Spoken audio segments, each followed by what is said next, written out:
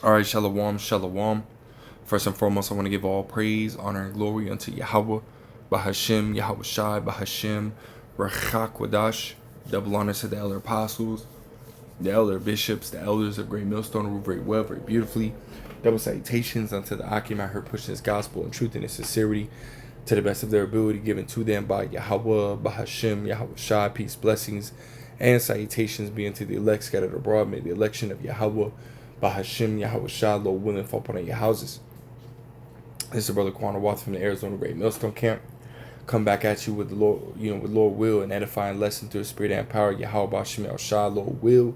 It is edifying, Lord will. It is straight to the point. And this is gonna be, a quick lesson, man. I just ultimately want to touch on, this dude, that these people, these Edomites ultimately, celebrates. They even made it a federal holiday after this dude, man. And as you read right here, it says Christopher Columbus, and this is on the osu.edu, ohiostate.edu. It says Christopher Columbus, the good, the bad, and the ugly. And really, there's nothing good that this damn devil has done, And again, we're, ultimately going to touch on it.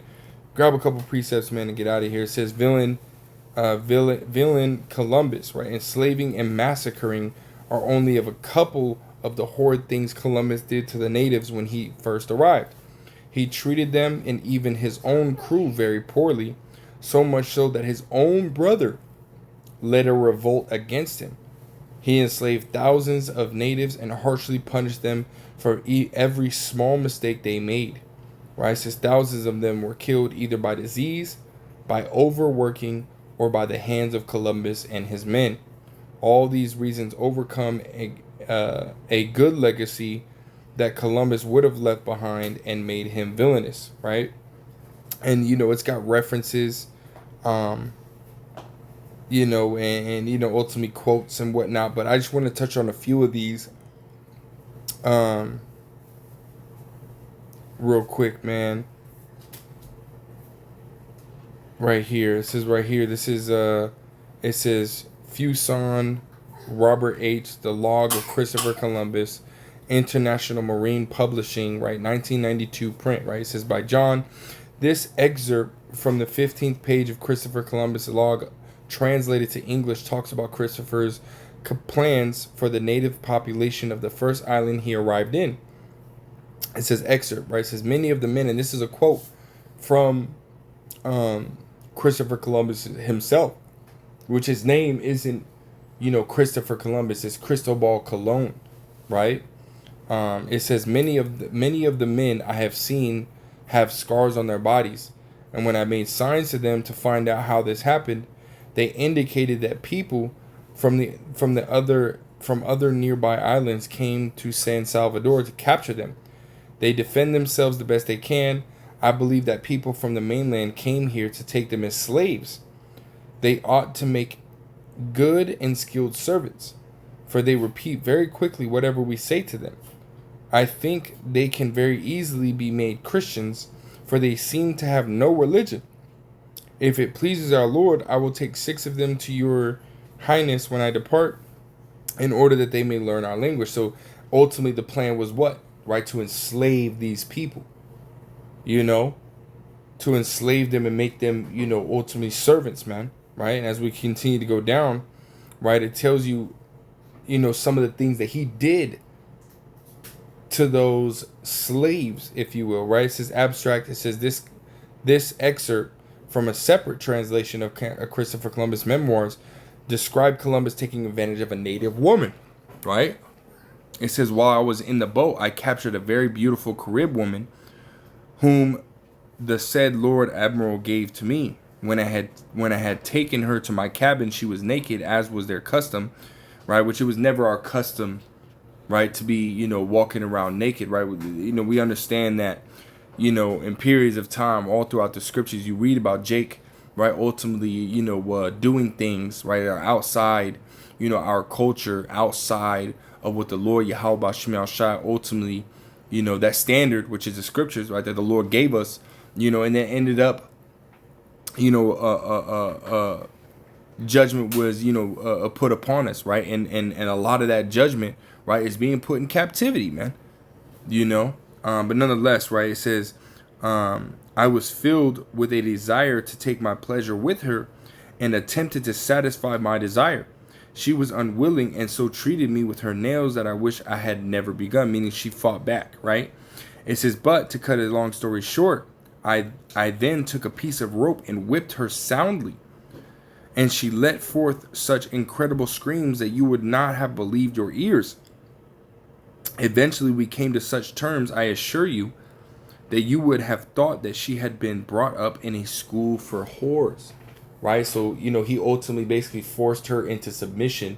Right? And Esau has a thing of, taking a woman from her man, from her family, and, basically making that woman a sex slave, if you will, which is ultimately committing adultery. That's another man's wife, and this damn devil is sitting here taking the, a woman, and I'm not saying this woman, exactly that, but it very well could have been that situation, man. We don't know every detail, right? But we understand that this is what this damn devil has done, man. Right? This is who he is, right? And we know that this damn devil continues to do that same shit today, right? Let's drop down.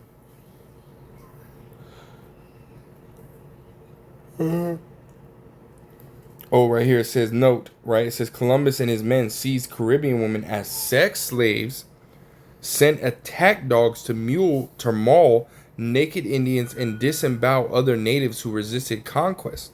The book says, during Columbus's second voyage, the book reports Columbus rounded up 1,500 Arawak Indians and shipped 500 to Spain, where 300 were sold into slavery. The other 200 died along the way, according to the book, which is published by the Monthly Review Press, which this right here lines up, with Deuteronomy, the 28th chapter, right? That we would be shipped, right, into these different nations, right? Put in captivity and put under these different nations, man, right? But this was, years before, the southern tribes, right, would be shipped to America, So, really, again, both the northern and southern tribes, right, were ultimately going through the same things. This is why scriptures say that Judah and Ephraim, if I'm not mistaken, shall be oppressed together. Right? It's Jeremiah 50 and verse 33, if I'm not mistaken, right? It says, right here, it says the article talks about evil things that Columbus did to the Indians, which originally the plan was to go to India. Right? But he ended up coming over to, the Americas and the Caribbean islands, which are, close to the, American shore. Right? It says it also discusses different people's view toward Columbus, including the disdain for Columbus's atrocity, right? It says no matter how many people he shipped to Spain for sale as slaves, with most dying on the way, no matter how many others were rounded up for the plantations of their Spanish masters, no matter how many tribes were conquered, no matter how many new lands were discovered, the wealth acquired was never sufficient to fund a Spanish armada to Jerusalem. Right? Still, Columbus would not give up the task that he believed the Most High had given him, or God had given him. So in his will, he stipulated that if the king would not use revenue from the Indies for the conquest of Jerusalem, Columbus's son Diego should go to Jerusalem alone and with the greatest force that he can muster. The evidence shows that Columbus was pushy and arbitrary. He did not listen to other suggestions, and he was reckless as long as he could reach his original goals. Even though he opened up new routes and found the new land, he still could not efface people's memories of his inhumanity to the Native Americans. And that right there shows you that this is, speaking about the Gadites, right? The northern tribes, right? The Native Americans, evil ass motherfucker, man,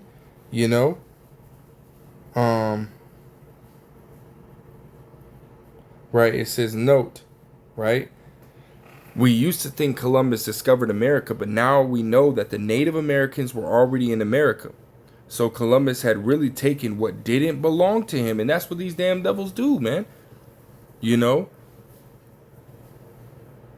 they covet fields and take them by violence. Right, and we're gonna grab that. It says in the aspect of discovering America, Columbus was a hero. Right, but in the aspect of despoiling Native Americans' property and even their life, Columbus was a villain. Right, he is a villain.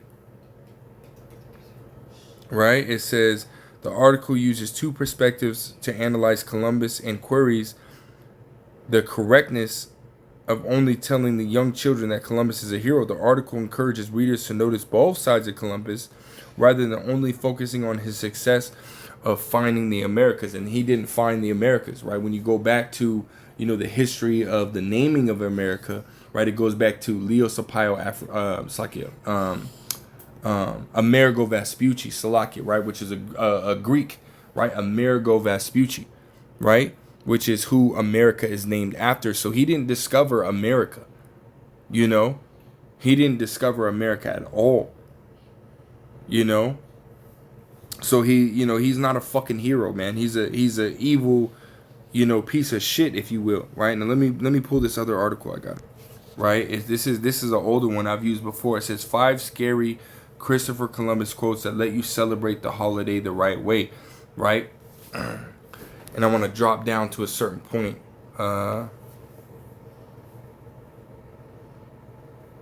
It's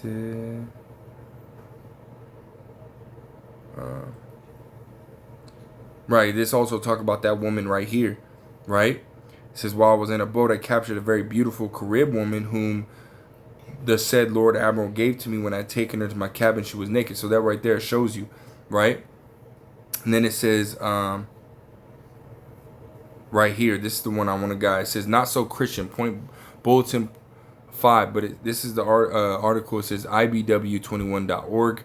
Look it up. I just typed in Christopher Columbus quotes, right? It says not so Christian. It says that but the anecdote captured above was not some isolated incident of cruelty. Ironically, but in no way surprisingly, the Spanish who came to save the heathens from their idolatry weren't very Christ-like in their behavior. In this book, The Devastation of the Indies, Bartholomew de las Casas, the priest who accompanied Columbus on his quest of Cuba, detailed the abuse and murder of the native population. It says endless testimonies prove the mild and pacific temperament of the natives, but our work was to exacerbate, ravage, kill, mangle, and destroy. Now I'll go before I continue on with that.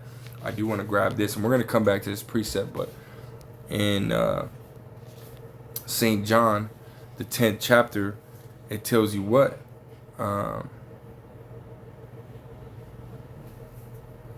Right here, St. John 10 and verse 10. It says, the thief, which Esau is nothing but a damn thief. Right? It says, the thief cometh not but for to steal and to kill and to destroy. Right? It says, I am come that they might have life and that they might have it more abundantly. So let's go back, right? Just again, proof. Right? It's talking about about our work was to exacerbate, ravage, kill, mangle, and destroy. Right? Which is what they did, right? It says, in the Christians with the horses and swords and pikes began to carry out massacres and strange cruelties against them. They attacked the towns and spared neither the children nor the aged, nor pregnant women, nor women in childbed, not only stabbing them and dismembering them, but cutting them to pieces as if dealing with sheep in the slaughterhouse. They laid bets as to who, with one stroke of the sword, could split a man in two, or could cut off his head, or spill out his entrails with a single stroke of the pike. They took infants from their mother's breasts, snatching them by the legs and pitching them head first against the crags, or snatching them by the arms and threw them into the rivers, roaring with laughter and saying as the babies fell into the water, boil there, you offspring of the devil. Other infants they put to the sword along with their mothers and anyone else who happened to be nearby. They made some low, wide gallows on which they hanged victims' feet, almost touched the ground, stringing up their victims in lots of 13 in memory of our Redeemer and his 12 apostles. Then set burning wood at their feet, and thus burned them alive. To others they attached straw and wrapped their whole bodies in straw and set them on fire, while with still others, all those they wanted to capture alive, they cut off their hands and hung them around the victim's neck, saying, "Go now, carry the message," meaning take the news to the Indians who have fled to the mountains. They usually dealt with the chieftains and nobles in the following way. They made a grid of rods which they placed on forked sticks, then lashed the victims to the grid and lighted a smoldering fire underneath, so that little by little, as those captives screamed in despair and torment, their souls would leave them. And this is, again, just giving you, depiction on, what Cristobal Colon, or Christopher Columbus, or as they call him, right, did, right, to the so-called Native Americans, right, the Gadites, the Reubenites, right, the northern tribe, really, man, right, as a whole. This is what this damn devil did, and he's gonna have to pay for that shit, man. But I want to grab, a couple precepts, man, and we'll get out of here, man, because this damn devil's got to pay, man. Right? It says Micah 2:1. It says, and this is the NLT, it says judgment against wealthy oppressors, right? And he was ultimately, he was wealthy, man. He had some money, right? There was even a revolt, right, by, his own brother, right? Cristobal Colon's own brother and his crewmen, right? Ultimately, going around ravaging and killing, the Israelites that were aboard the ships and whatnot, right? And ultimately trying to find, because there was some kind of, conspiracy, if you will, right? If that's what you want to call it, right? But there being, gold and whatnot on the ships, that he was hiding, that they were, ultimately thinking that he was hiding, right? So showing you he did have money, right? But nonetheless, it says right here, verse 1, it says, "What sorrow awaits you who lie awake at night, thinking up evil plans." Proverbs 4:16 tells you that they sleep not lest they cause some to fall, right? So this was a whole plan, and you saw that he was ultimately talking about going to Jerusalem, right? And basically, sieging it, man. Right? This is in 1492, 1493, right around that time, right? Talking about sieging Jerusalem, sending his son, right, to go up to Jerusalem and do whatever, man. Which, hey, it just shows you these damn devils are against you Israelites, man. It says, "You rise at dawn and hurry to carry them out, simply because you have the power to do so," right? It says, "When you want a piece of land, you find a way to seize it. When you want someone's house, you take it by fraud and violence." And this is what we're seeing, right? When we read these different articles of what this damn devil has done, and people are celebrating that. And of course, Esau's going to celebrate it, right? They're fucking evil as shit, right? Makes sense. But you Israelites celebrating this shit don't make any fucking sense. None at all. That just ultimately means that you absolutely love your oppressor. You got that Stockholm syndrome, man, right? Because when you read these things, you should be like, damn, this is what he did to our people, right? You should want to know this.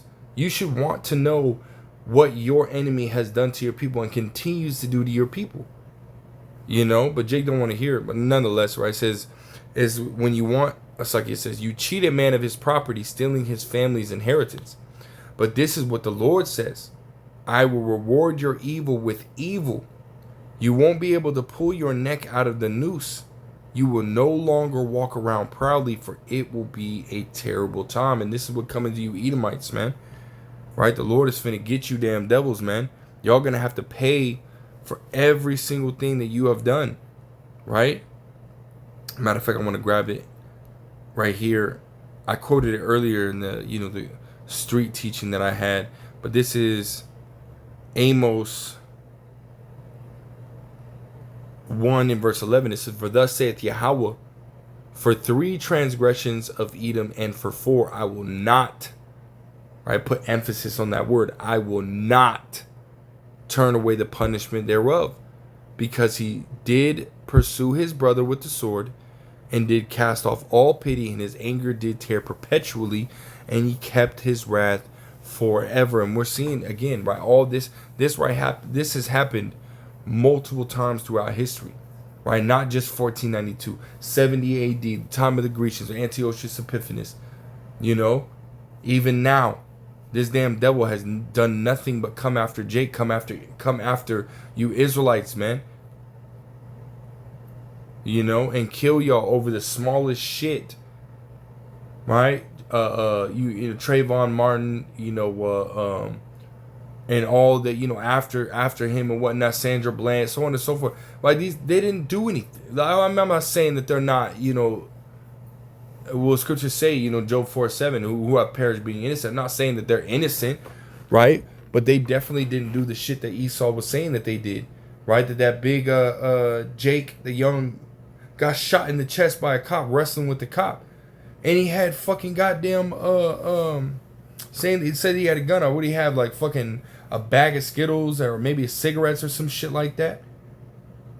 He didn't have no weapon on him. Here Esau is killing his ass. You know, he ain't got no fucking mercy, man. Didn't even want to check inside like the George Zimmerman when it came to, you know, Trayvon Martin.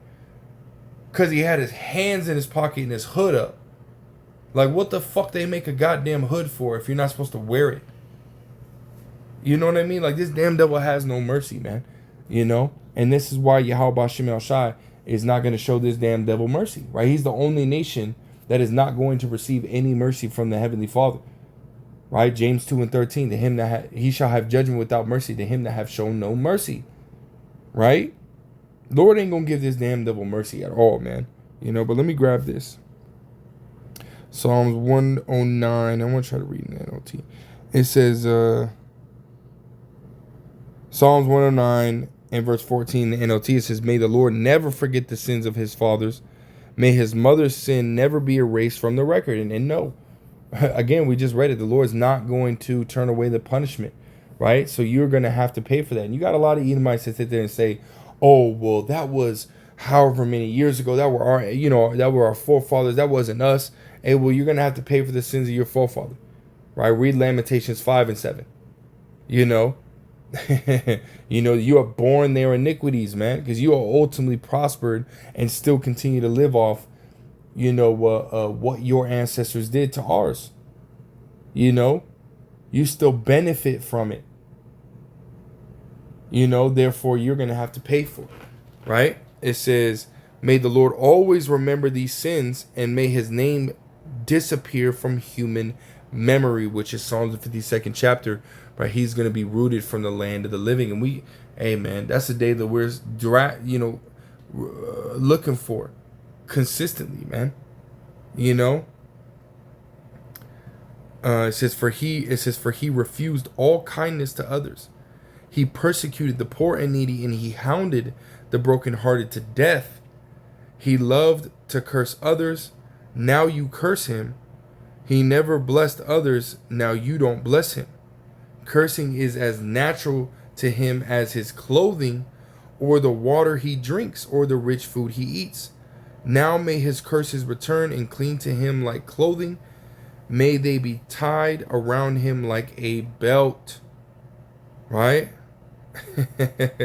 It says, may those curses become the Lord's punishment for my accusers to speak evil of me. So, hey, ultimately, Esau, you're going to have to pay for it, man. Yahweh Shem El Shai is not going to acquit the wicked, and you are the wicked that the Bible speaks of, man. But that's all I got, man. Just want to, you know, speak on that, man. It's kind of a, you know, again, like an annual what do they call that? I don't want to say a ritual, man. Just, you know, something that's becoming a trend, right? Yearly, as soon as this day comes up, man, you know, try to, you know, ultimately find out some more information about this damn devil and what he's done, and put it out there, right? Showing you Israelites, hey, don't be celebrating this shit, man. You know? You fucking Israelites, man. You all got that Stockholm syndrome, man. Quit following this damn devil's fucking agenda, man. And his style of life and living and whatnot. Stop following that shit, man. You know? The Bible is our heritage. The Bible is what we're supposed to be following, not this damn devil, man. You know, but that, Lord wills, that edifying, Lord will straight to the point. I will give all praise, honor, glory to Yahweh. Ba'ashem Yahushua, Ba'ashem HaKadosh. Double honor to the elder apostles, the elder bishops, the elders of Great Millstone. Take some of my shit, so I won't.